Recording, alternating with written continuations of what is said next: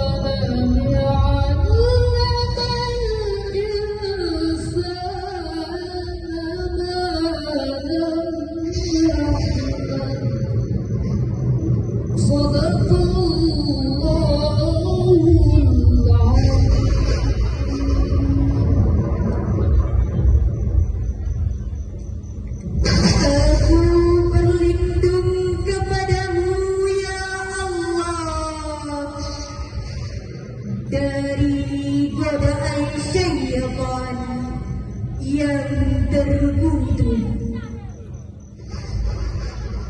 dengan nama Allah yang Maha Pengasih, Maha Penyayang.